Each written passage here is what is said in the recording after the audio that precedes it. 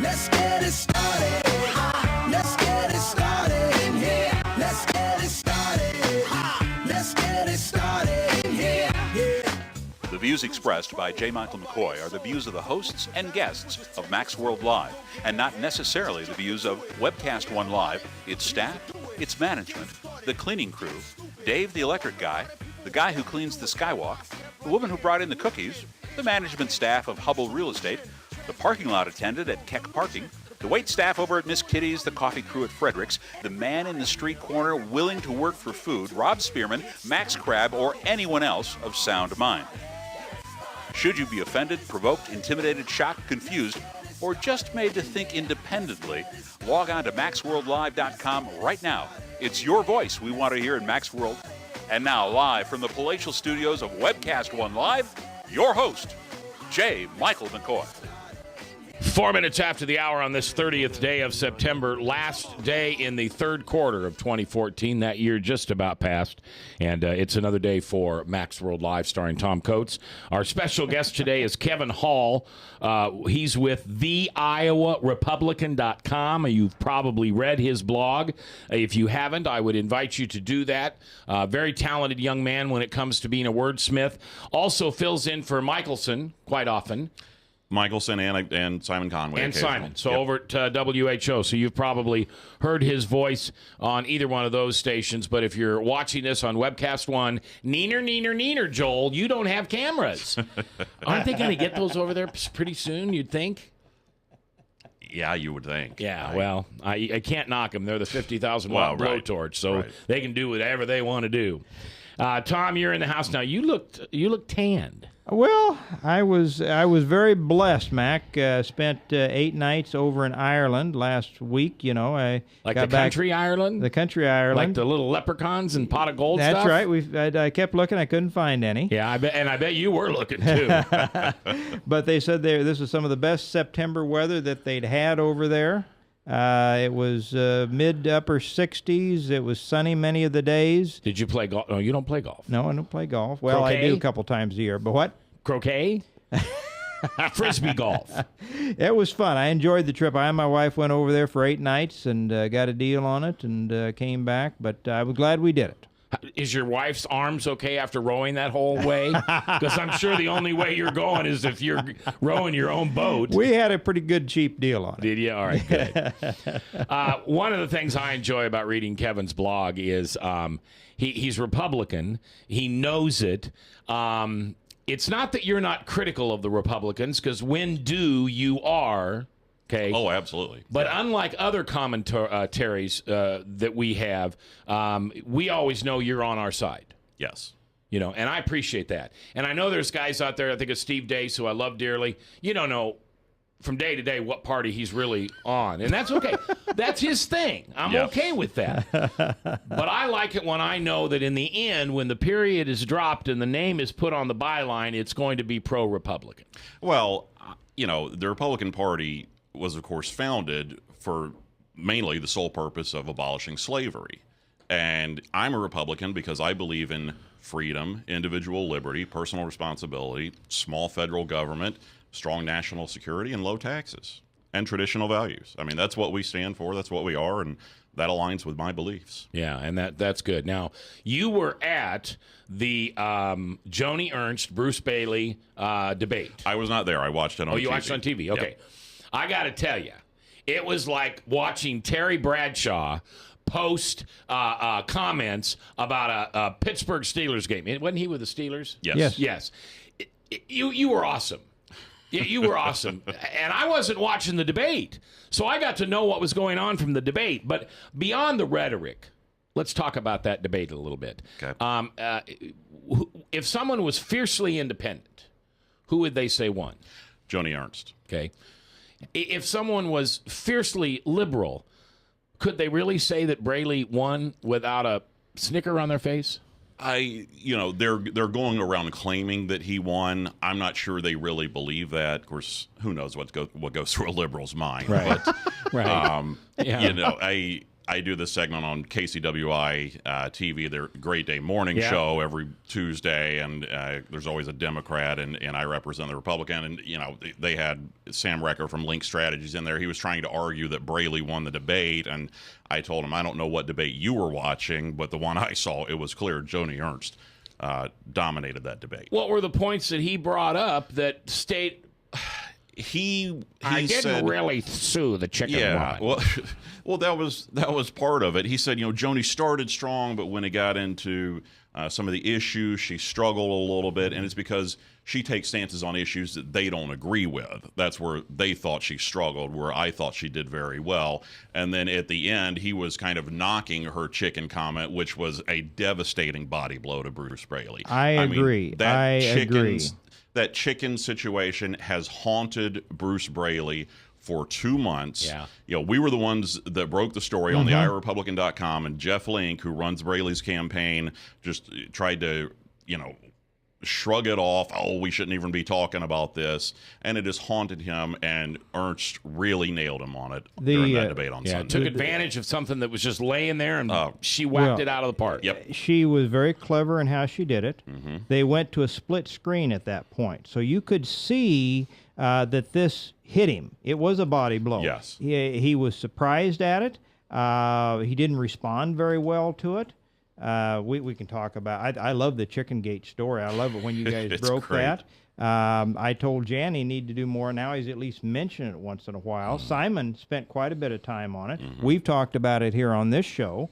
I think it's great.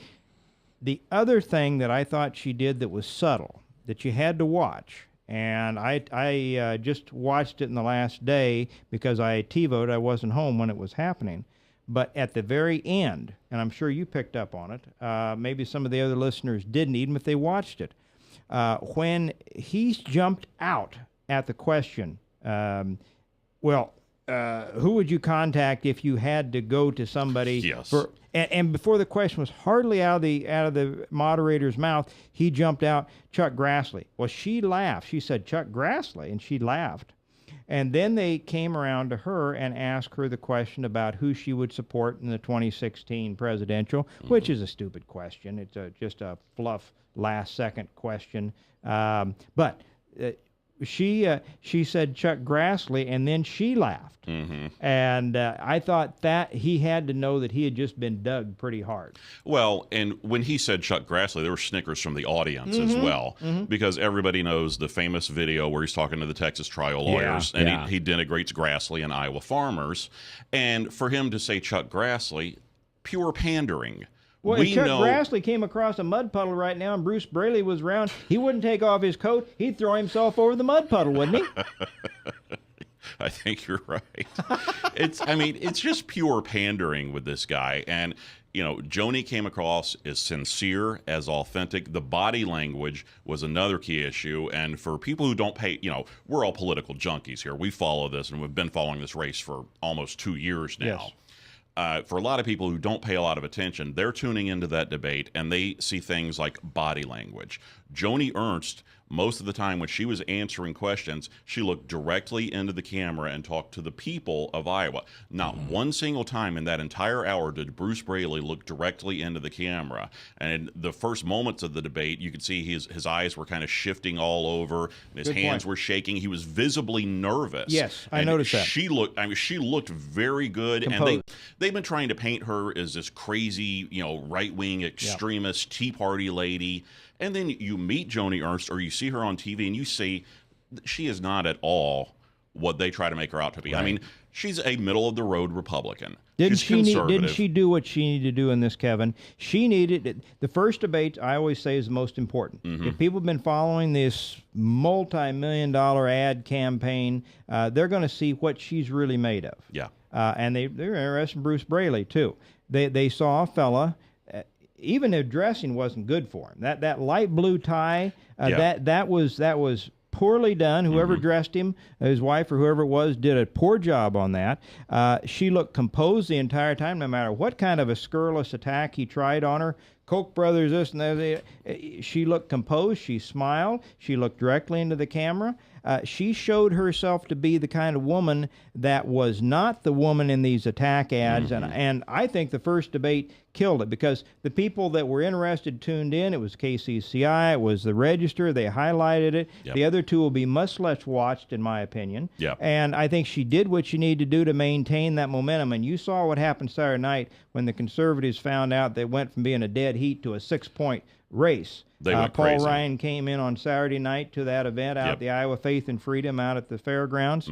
They said 700 people. I think it's closer to 1,000 in the I think building. it was about 750. That was my estimate. Okay. But I mean, either way, that's a huge crowd. It was a big turnout. The attitude of the crowd was, wow, we got it. Now, she could have dropped the ball in that first debate, and I was worried. I was holding my breath. She didn't, and she did what she needed to maintain that momentum. Bruce Braley was defeated in his attempt to unseat her, and I would say, short of something miraculous, we're looking at a good shot at picking up that Senate seat. What do you think? The momentum is definitely going her way, and you're right. She needed to have a good first debate, especially after the poll came out the night before showing her up by 6 points. She needed a strong first debate, and debating is not her forte. For right. people who followed the primary closely, she didn't fare that great in those debates. But you know what?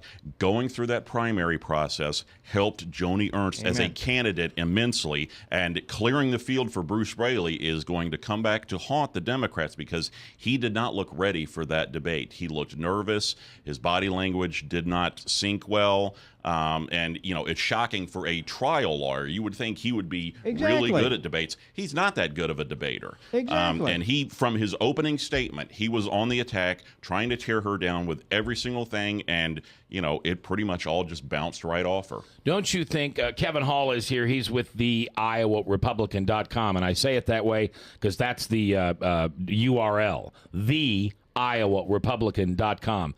I've got military experience, and what I saw was a soldier who was prepared to go before the chief of staffs, Congress, her platoon, and answer questions and show confidence and show genuineness. Yes, genuineness. And that is a big key, and that is going to be a big key in this race. Bruce Braley does not come across as a genuine human being. The one time that we saw him being genuine is in that clip with the Texas trial lawyers. That's right. When he's running down Chuck Grassley and Iowa farmers. That was the real Bruce Braley. Well, the Chicken Gate reveals the character of the real Bruce Braley. That's why I think that it's not a big, important national story, but it's a window into the man's character. He and his wife you don't pick up the phone after your wife's had this dust up with the neighbor, who, by the way, you pointed out, was a registered Democrat, was not somebody trying to get him, brought a dozen eggs over to try to smooth over, was rebuffed, and then Bruce himself calls up the attorney for the homeowners association, and the implication, whether he ever said, I'm going to sue you, or not. I think his wife may have said that to the neighbor. But whether he said that, the implication was clear, and it cost the homeowners association $1,700 of money that they had raised on a triathlon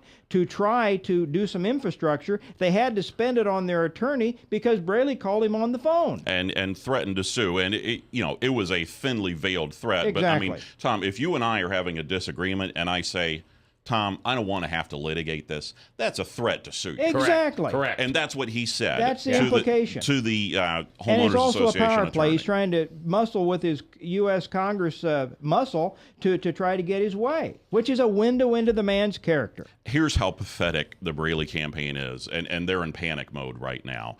They dug up the story yesterday that Gail Ernst, Joni's husband, had sued this painter a dozen years ago. 2002, okay? They pay the guy $3,000 to paint their house and their garage. He never finishes the job. So Gail Ernst tries repeatedly to get the guy to come back and finish the job over and over and over. Never can get him to come back. Okay.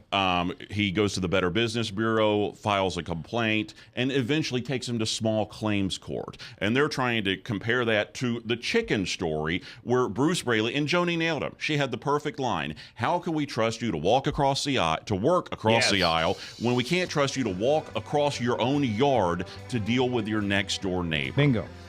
Oh, man. Love this conversation. Kevin Hall from theiowarepublican.com in the house. That's Chicken Gate. I want to talk about Farmer Gate, and then I want to talk about the absolute deception in these ads from Braley. That's next here live on KTIA. From the RE/MAX Real Estate Concept Studios, this is Webcast One Live.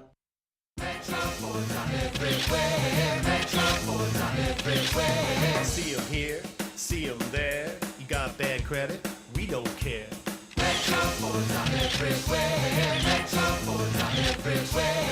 Visit emetroford.com for your guaranteed credit approval. Good credit, bad credit, no credit. Everybody drives with guaranteed credit approval at emetroford.com. Visit emetroford.com today.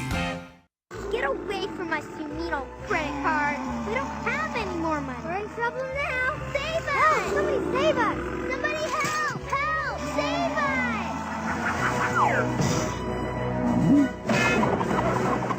Hi, I'm Tom Coates from Consumer Credit of Des Moines. If your credit card's a little too animated, give us a call. Hooray! We're saved! Consumer Credit! You're our hero! Hey, psst. Let me let you in on a little secret. You ready? Always try to do business with people, not places. Especially if you seek honest Christian business people. And when it comes to my car, I really need to trust who's working on it. Now, my family is so blessed. A few years ago, we found a family-owned automobile repair shop that operates as a Christian business also. Open, honest, reliable, trustworthy. It's AMCO on Hickman Road in front of Kmart. And it's a family-owned Christian operating business. This family treats your car as if it was their car. Everything from oil changes to transmission repair and everything in between. So the next time you feel the need to be at peace with your choice of who you can trust with your car, give AMCO on Hickman a chance to serve you. And tell them Max sent you. If Tom Coates from Consumer Credit of America was your personal webmaster, Tom would filter out all bad debt emails. If Tom was your mailman, you'd never get any debt reduction junk mail. If Tom Coates was a lineman, he'd block any phone calls offering to reduce your credit card debt. Hi, I'm Tom Coates with Consumer Credit of America, and we're still your best choice for credit counseling. We're local, we're accountable, and we can do more. You make the call when the time's right for you. When it comes to competition, there really is none for Consumer Credit of America.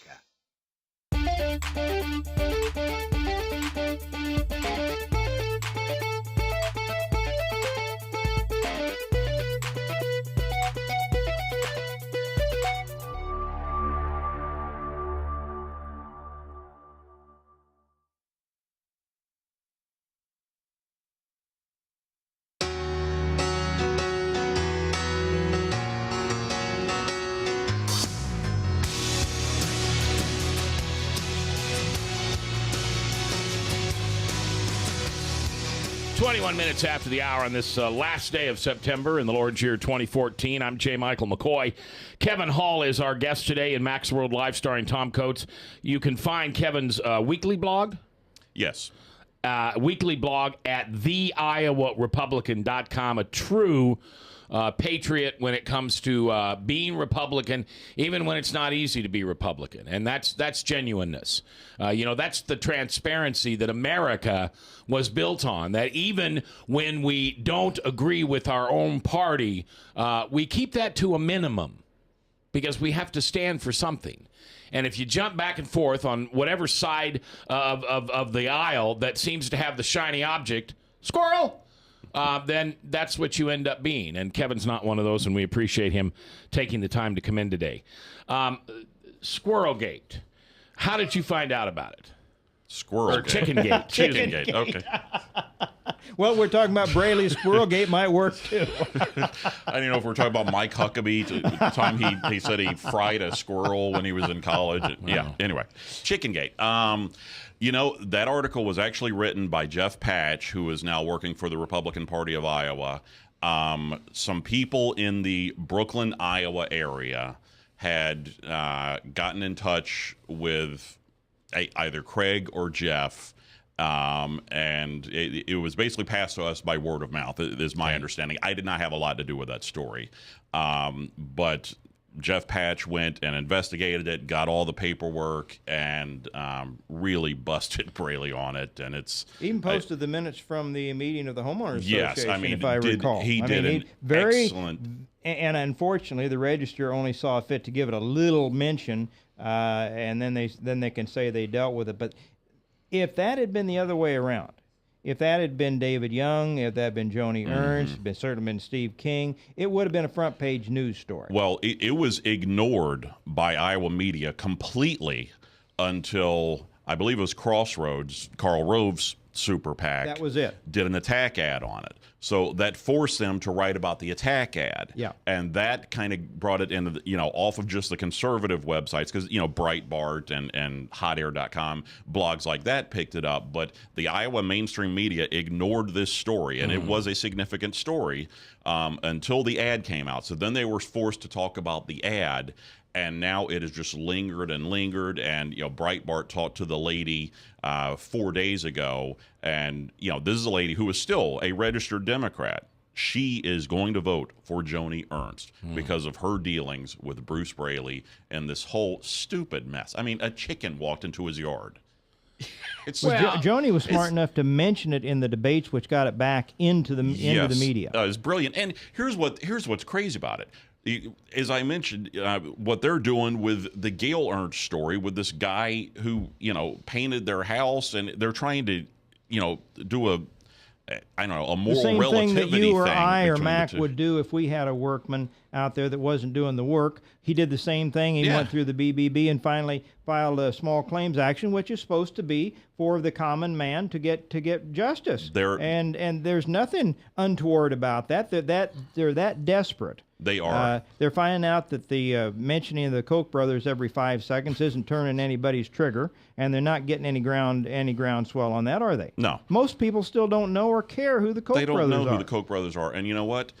David Koch is perhaps the foremost philanthropist in this nation. He has personally given more than $1 billion, with a B, billion dollars to charities. Recently, $25 million to the United Negro College Fund, to universities, to nonprofits. This is all, philanthropy stuff, and they're just trying to smear him, and it's just, most people have no idea who the Koch brothers are. Well, I loved it when Joni said that the Koch brothers weren't on the ballot. Yes, it was great. And because she directed her comments to him, you're running against me. You're not running against anybody else. She didn't mention the Koch brothers. She said nobody else. You're running against me. I thought you're that running was against smart. me, and then pivoted and looked straight into the camera and said, I'm running for these people here. Brilliant.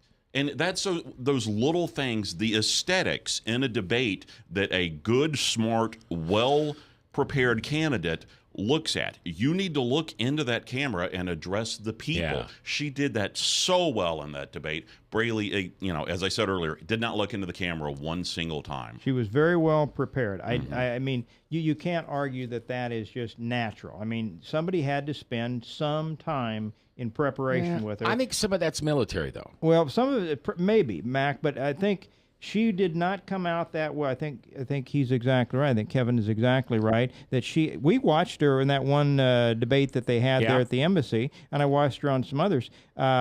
She was not naturally that good. She's been practiced up to where she did score decisively in this. But when you're in a military lineup, and your colonel or whoever it is talking to you and talking to you in whatever tone he wants, your eyes don't follow wherever the colonel goes. You look at a point and you look straight on. Well, I hear you, but I watched her in an early debate with Matt Whitaker and Shaban and herself. Iowa Faith Freedom put a little thing up over the Walnut Creek Church. I was worried at that point. Were you? She did miserably that night. She didn't do any better than Shaban. Now, later she did a little bit better. This was dramatically improved. I was worried about this debate. I was too. It was, of all the debates she had been in, and in the primary, those guys did 36 forums or debates. She didn't do all of them, but she did most of them. That practice helped her tremendously. How many more? 2 more.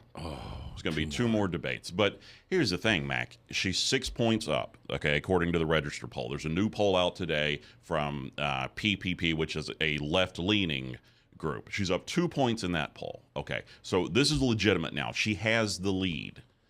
The first debate, she did very well. They're desperate now. They're throwing anything they can at the wall. If she just holds her own in these next 2 debates and Republicans do their job, the victory operation has to get the people out, has to get the voters out.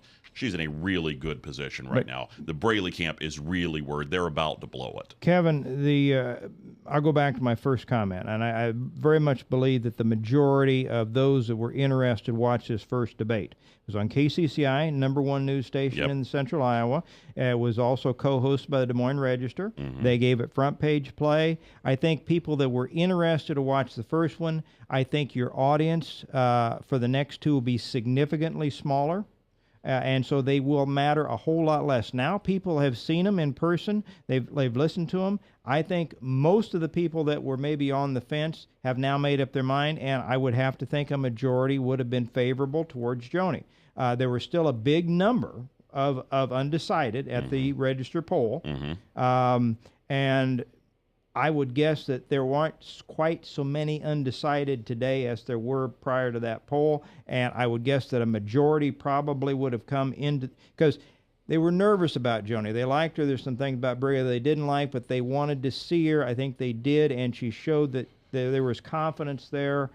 I'm breathing a lot easier now in that race. How about you? I am, absolutely. I've been worried about this race for a long time because Bruce Braley would be a disaster in the U.S. Senate. I mean, there was a study done by the American Conservative Union in 2013 of all 535 members of Congress and their voting record on a wide variety of issues. Bruce Braley scored a .00, showing he was the most liberal member of the U.S. House. He scored lower than Nancy Pelosi. Oh, my.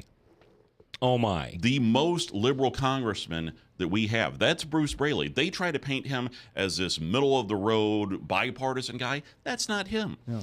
He is as liberal as it gets. Makes Tom Harkin look conservative, I bet. He almost does, yeah. Kevin Hall is my guest. It's Max World starring Tom Coates. Kevin is a blogger for theiowarepublican.com. All right.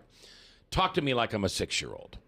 I know I'm 55, and I've been in this business most of my life, and I pay attention, but I don't understand something. Okay. How can Bruce Braley's campaign claim that Joni is lying and missed this many votes, and then have Joni's camp say, well, wait a minute, Mr. Braley, you've missed this many votes? Who's lying? Neither one of them are, actually. Joni, this past legislative session, did miss a fair amount of the votes. Now, part of it was because she was out with the National Guard on duty. Part of it was she was campaigning. And that's true. She did miss some votes in this past legislative session. But her overall attendance as a Iowa senator is 95%. Bruce Braley, it is a fact, he missed 78% of the votes on the Veterans Affairs Committee. But Braley's got an ad out that says Joni lied about that. No, she didn't lie. He said he said that's not true during the debate on Sunday as well. It's absolutely true. He missed 78% of the votes. And some of the excuses that his campaign sent out, well, he was at this government oversight hearing, but then we look at the video on C-SPAN, he wasn't at that one either. He was marked present somehow, but showed up long enough to be marked present, apparently, but was never there during this entire 3-hour hearing, while throughout that day he's holding fundraisers for himself with his trial lawyer buddies. Here's the thing I don't understand. You're up on the Templeton Rye lawsuit? Yes. All right. So Templeton Rye says, made in Iowa, bottled in Iowa, blah, blah, blah, blah, blah. Come to find out it's actually in Indiana. Mm-hmm. They're getting sued. Yeah.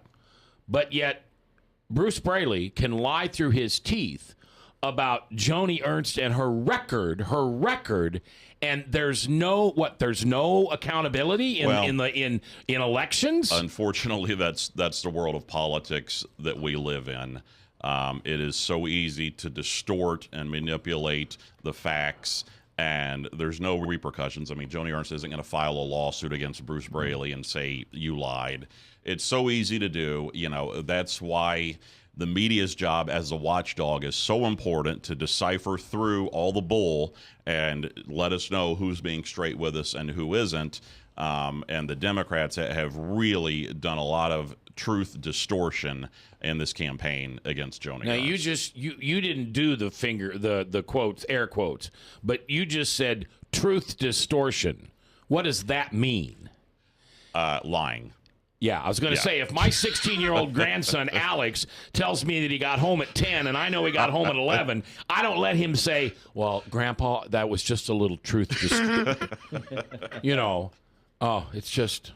And I don't know why it's bothering me more this year than any other. Part of it is I'm genuinely really tired of the White House. Mm-hmm. And I'm genuinely really tired of Congress and Senate. Yeah, well, join the club. So are most Americans. Yeah, and I have to admit it to you. I'm 55. My guess is you're 30, 35. You're getting warmer. Okay, but you can say 30 and 35 to me, and I'll say you're getting warmer too, Max. my point is, you have more of your life ahead of you, mm-hmm. and I don't know how you. I don't know why you're not shooting M31s up the Capitol. I mean, this is going to ruin everything for you, your children, your grandchildren. The roads we're heading down are a financial disaster, moral disaster. Well, this is why, and this was mentioned Saturday night at the Iowa Faith and Freedom Coalition dinner. This election is so important, perhaps the most important one we have had in our nation's history. It is vital that we get Bruce Braley out of Congress, that we not let Stacey Apple get into Congress. These people, the path that they're leading this country down with the debt we're burdening our kids and grandkids on, it's an absolute disaster. We're going to shift this conversation to a little bit of the national. What happens when Joni and David and Stephen all get in there and things begin to change? And we also have breaking news. There is a threatened terrorist attack in Oklahoma. That's next. From the RE/MAX Real Estate Concept Studios, this is Webcast One Live. I'm Brian Leach, owner and general manager of Service Legends. I brought along a couple of the home comfort heroes. Hi, I'm Tammy Wells. I am Nick Wondershad. I'm administrative manager. I am the senior technician from Service Legends. It seems like every good thing, when you feel it to the bone that it's good, there's a lot of hard work put behind it. I don't think that you can fake it and have it turn out good. You know, if we seem like, okay, that's just weird, it's just a furnace, why would you believe so deeply in a furnace? It's not just that, you know, we want to show the world that you can have good service. Yeah, I mean, it's gotta be, it's your home. You know, it's built into our daily trainings, it's built into our culture, that we're gonna do whatever it takes to have each client say they love us, period. That's why we spend all the hours in the training that we do. And if we guarantee it's gonna be a good experience for you, or else it's free, what type of work do you think we're gonna do? There is a guarantee.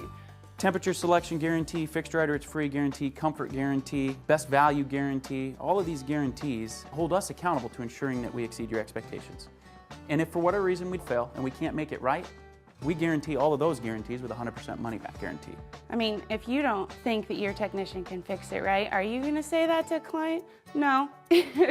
You don't have to worry about having a technician come to your house. We drug test, background check all of our team members. We put safe people in your home. Each and every one of our service techs, 400 hours a year in training. You tell it the minute they walk in the door. They know what they're doing, they've done their homework, and they actually truly care about what you want. Because at the end of the day, you're the person that makes sure I have a job.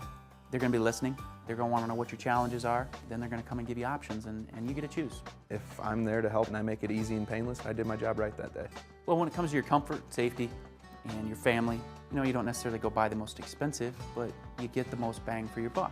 Oh, it's worth it, because there's a lot of people that will find a way to get it to work right now and then leave and then come back, charge you again, and the cycle just repeats itself. So when I'm out there looking at the furnace, I want to find why it failed today. How can we change the part today with something that you're not going to have to worry about?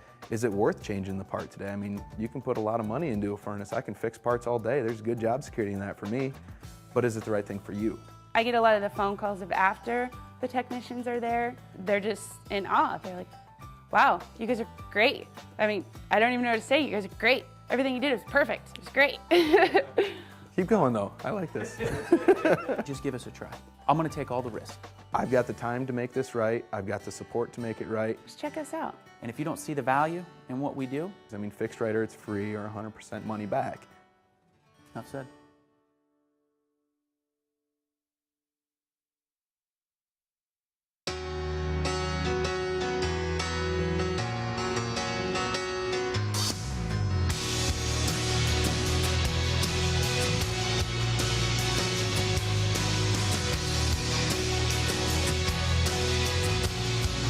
Two minutes before the top of the hour, Salem Radio Network News, and then, of course, Pastor Michael Mudloff with True Blue coming on. Kevin Hall is our guest today. Max World, starring Tom Coates. Kevin's with the Iowa Republican, and I want to get to the Joni or the David Young, Stacey Apple. Yeah, but we were talking off the air, Mac, and I want to touch on it for just a second because a lot of your listeners do care about the social issues, and life was brought up in this debate.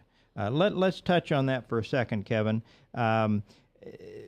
This is something that you say that the Democrats and Bruce Braley and his minions are going to try to delve into and try to demonize her and try to cause a bigger split with the women. They assume, as I just said, that most women are rabidly pro-abortion and they're very defensive over that issue. Talk to the audience for a minute about your feelings about their efforts and their likely success to use life as the wedge issue. Well, they are attacking her because she voted for a personhood bill in the Iowa Senate, which basically defines a person as, created at conception and is entitled to the same rights that we all are as a person, as a living human being. Joni Ernst believes life begins at conception. The Democrats want to smear her and paint her as extreme because of her stance on that. There is an easy way for her to turn this around and shove it right back in Bruce Braley's face. Joni's people, listen to this, because this is brilliant. He is absolutely pro-abortion. He is as radical left-wing as it gets on the abortion issue, which is why Planned Parenthood is running these commercials smearing Joni Ernst. Yep. He's got the backing of NARAL and all these pro-abortion groups. All Joni has to do is say, Congressman, I believe life begins at conception. When do you believe life begins? And shove it right back in his face, because he'll answer probably when the baby is born. And then all she has to say is, okay, what if the baby's head has been delivered but the rest of the body hasn't? Is it still okay to kill that baby? I don't think he'll answer that clear, Kevin. He won't answer it I don't think he will answer when the baby is born. I think he will find a way to tap dance around it, because he will be smart enough to know that this is where he gets nailed. Mm-hmm. And I don't think you get a straight answer from You're him. right. But she could turn that around, and I hope that she will. She could still do it. And she did mention partial birth abortion. Now, it didn't get highlighted, but she did mention it in that life issue. And he did not deny it. I have an easy answer to this whole problem. I really do. Now, it's never going to happen, but let me share my dullness with you for just a minute. If I'm driving down the road and Betty, who is 8 months pregnant, is driving to Planned Parenthood to get an abortion, and I run a red light and I tag her in the doorway in her car, and it ends up that baby dies because of that, you're responsible for the death of the baby. I'm charged with manslaughter. Yep. So let's do this. Let's keep abortion illegal, or let's keep abortion legal. Fine. If the women think they need it, they need it. But every physician is required by law to turn that person in for manslaughter. And then let the court systems handle whether this was a justifiable death by this woman, not the doctor. The doctor's free and clear. He performed something. He gets paid to do that. He did his job by turning that person in, because if he doesn't turn him in, he loses his license. It's life or death.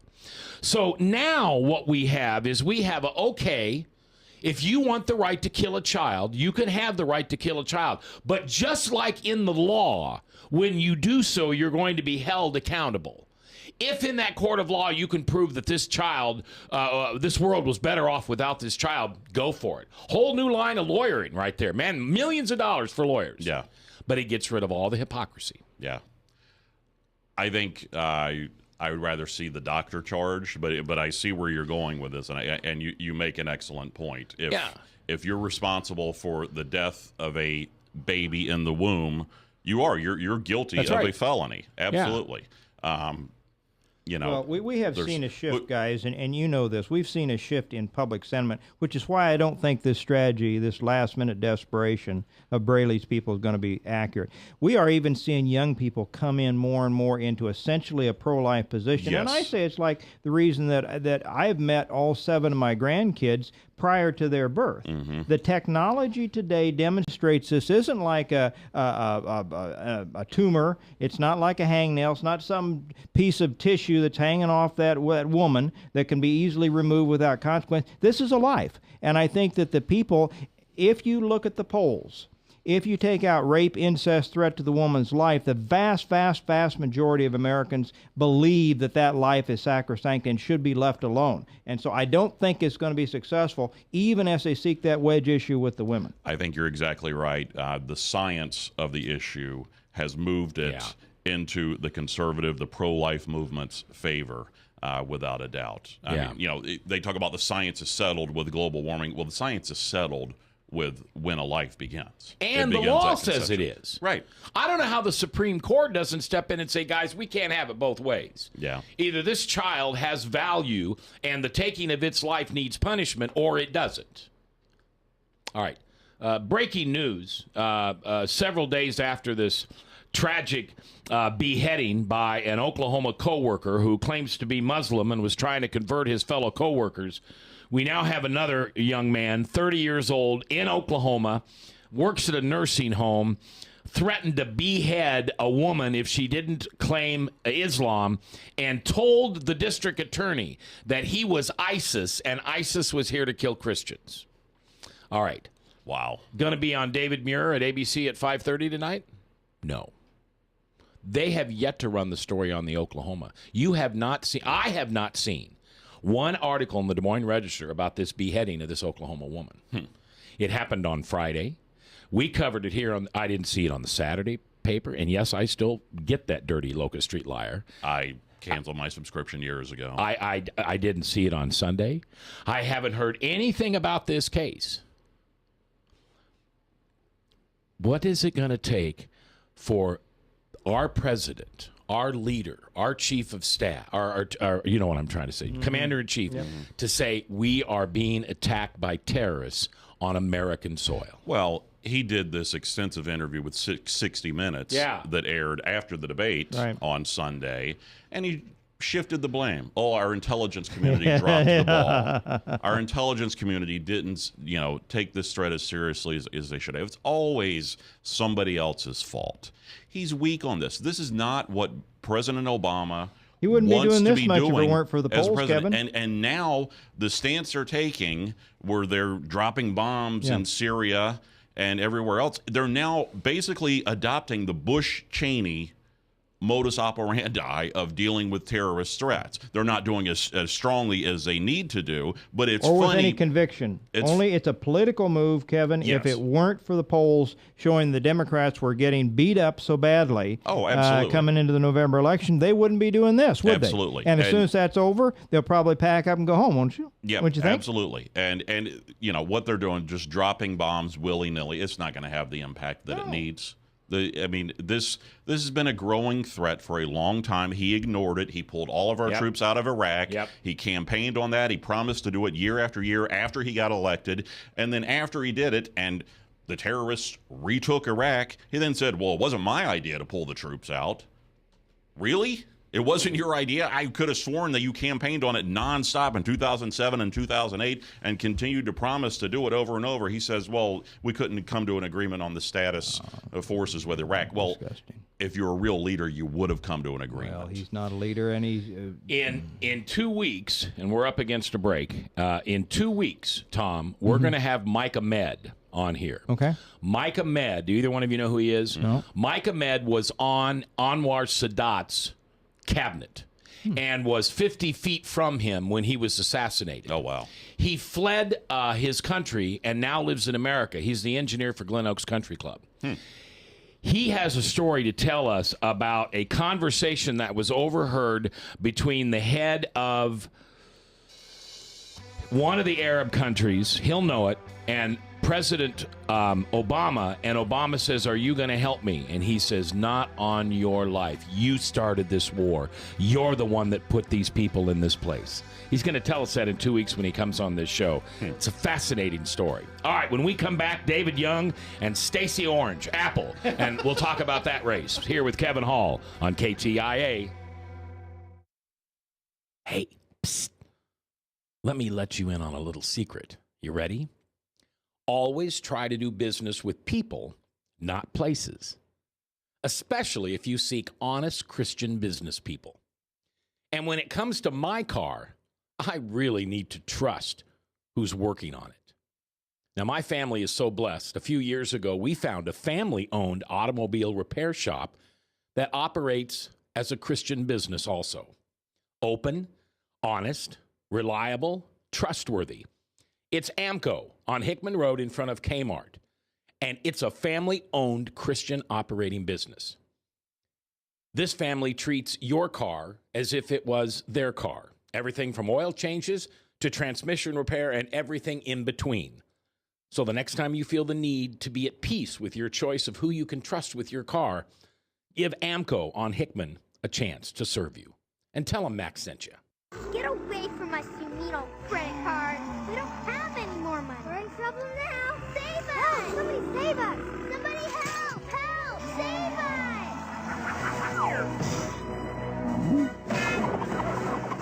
Hi, I'm Tom Coates from Consumer Credit of Des Moines. If your credit card's a little too animated, give us a call. Hooray! We're saved! Consumer Credit, you're our hero! Metro Ford's on everywhere. Metro Ford's on everywhere. See 'em here, see 'em there. You got bad credit? We don't care. Metro Ford's on everywhere. Metro Ford's on everywhere. Visit emetroford.com for your guaranteed credit approval. Good credit, bad credit, no credit. Everybody drives with guaranteed credit approval at emetroford.com. Metro Ford's on everywhere. Visit emetroford.com today.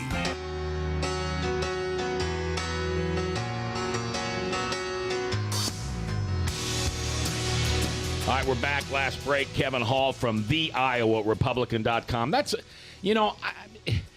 I may be your age. Maybe I'm a little younger. Maybe I'm a little older. Nobody's older in this room than Tom Coates is. And, Tom, you're even reading blogs, right? You even recognize the power of blogs, like the Iowa Republican. Well, I read the Iowa Republican. I read Kevin's column, and I said that before we got on the air, and I've appreciated much of your writings, Kevin. Thank and you. I'm not just saying that because you're sitting here. I appreciate That's the truth. We want to get into, before we run out of time, the David Young, Stacey Orange, as Mac put it before we went on the break, Stacey Apple race. They've had one debate. I want to get your take on this so far. It's an important race. It's a swing race. It's been held by Latham. Give me your thoughts on some of this. Well, the debate was a disaster for Stacey Apple, and she provided the opening that David Young needed. Of course, David Young placed fifth in the primary. He was the second choice of a lot of people, but was not a lot of people's first choice. And he's had, some problems still winning over the Republican base. But he needed a game changer in this race. And that debate in Council Bluffs provided it, because Dean Borg, the moderator for the Iowa Public Television, asked him point blank, if you were in Congress right now, and David Young was talking about the terrorist issue, if you were in Congress right now, what would you be pushing for? David Young said point blank, I would be pushing for revoking the passports of terrorists who have self-announced that they have gone overseas to help out ISIS and these other terrorist groups. Right. Borg asked Stacey Apple the same thing. She says, I would not be pushing for revoking their passports. Unequivocally. Unequivocally. A smart politician would have equivocated on that. Yes. She was not smart. I thought, like you did, this was the key point. I heard it. I couldn't believe it. And, of course, they have pushed this. Now, since then, she's claimed that they're lying. Max said earlier about a claim of, they are claiming in some of their ads that David Young and his people are lying about it, and that the Des Moines Register knows where I really think. Now, Kevin, this is my point, and we heard it again on Saturday. the Democrats, it has been proposed that this would, in the U.S. Senate, the Democrats linked arms and opposed that bill to do this. So she was within the boundaries, right in the mainstream of the Democrats by saying, no, I wouldn't do it. That was not a slip. Only after that, when they realized how damaging that Democrat position was that they've opposed in the U.S. Senate, did they try to retract it. Am I right? You are correct. And in fact, she dodged reporters after the debate. She knew, after talking to her campaign advisor, she had slipped up. Her people said, yeah, she's going to come in, talk to reporters, and then turns out she didn't come in. And I think they told her, you need to take off, let us try to clear this up. You're right. The Democrats are weak on national security. This is nothing new. We've seen this, time after time, going back to the Jimmy Carter days, if not before. They're weak on national security. And Stacey Apple, that is as weak as it gets. National security has become an issue in every race in this country because of what's going on in Syria and Iraq right now. And Stacey Apple really stepped in it. She absolutely said it. The video was there. It's unfortunate. Kathy Obradovich was one of the moderators in that debate. She didn't even mention that part of the debate in her write-up the next day. Right. And the Register has run cover for Stacey Apple on this. Some, but they have actually run the quote, too, in a subsequent piece. Well, but it's not as like it should be. I agree with you. They're running cover for her. All right, what would you do if you were David on the follow? Because they're going to have another debate. What would you do? Would you continue to hammer that issue and make her do a flip-flop on the air? I would wait for the right moment. I wouldn't bring it up on my own, but he has to be careful here because he doesn't want to look like a bully and come across like that. And, David Young's a very mild-mannered guy, so he probably wouldn't anyway. But you have to be careful here because she is a woman, and people might look at, he's bullying a woman. So he has to be careful. He's a lot smarter than Stacey, too. David Young is very intelligent and knows exactly where he stands and why he stands for that. Wait for the right opportunity and spring it on her. But he doesn't have to do that in a debate because it's already out there. We've already got the tape, and the NRCC and David Young's campaign are running these commercials with the video. So he doesn't have to bring it up again. And I would, if I were prepping him for this debate, I would say, if the opportunity presents itself properly to nail her on it again, do it. But don't hammer the point because we've already got the point out there. I think the Democrats knew she was my state senator for one term. And then a weekend. And you remained in Warren County? Ken Sorensen took her out, a very flawed candidate, later disgraced himself. But she is not that good a candidate, and they knew it. She'd placed herself as a sacrificial lamb to Tom Latham when nobody knew that he was going to step down. Yep. And now we find out, you may correct me on this, but we find out that he really wanted to step down 2 years earlier, but said, you've got to stay in here. We need somebody to beat Boswell. Stay in for another 2 years. He did what he needed to do, and then he steps out, allowing a Republican to go ahead and take this. Since she was the one that was going to be a sacrificial lamb, she fought like a cornered rat to keep that position, even though they knew she wasn't that good, and they wanted to get her out of there. Now, David Young comes in, as you say, you've outlined it properly. Most people didn't want him for a first candidate, but they were prepared to dump all sorts of dirt on Matt Strawn, on Brad Zahn, Schultz. The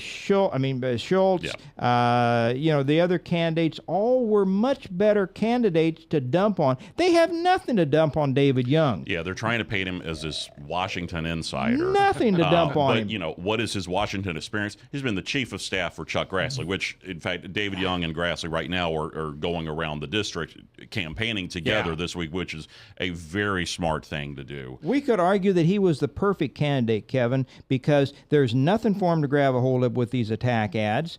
He's got Grassley's chief of staff on his resume, very popular. He is a mild-mannered, smart, but not offensive candidate.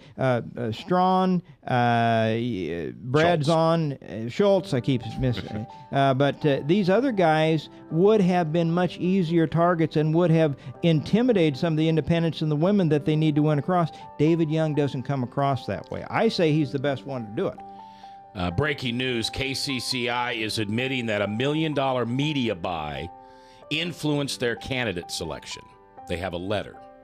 I'm just telling you, it just hit. Revelation made in September 18th letter, Cedar Rapids, Iowa. Des Moines television station admitted in a letter dated September 18th that $1 million television commercial buy slanted their influence on candidates. I'll expect a blog from you. I'd have to read that. It's slanted at hell. I don't So understand. they're claiming that they weren't objective in their news reporting on the race? Yeah. Wow. Well, Kevin, you've got grist for another piece here. While we're mentioning that, news come out today, a press release from the Branstad campaign. I haven't followed up on this to see if it's true, but I would imagine it is. Jack Hatch has pulled all of his television commercials. Yes, I've heard that. He's out of money. Done. Yeah. He's out of money. The Register poll showed him down 14 points. That race is over. Jack Hatch, it was a terrible candidate from the start. The Democrats didn't. Will Branstad take money and give it to downline candidates now? He is wholly committed to helping the entire team win. Kevin Hall from the IowaRepublican.com. Thanks for being here. Tom, thanks for being here. I'll see you next week. And until I see you again, think of that person that you've held a grudge against for so long. Tonight, drop to your knees and forgive them. And then you'll begin to heal yourself. I'll see you tomorrow.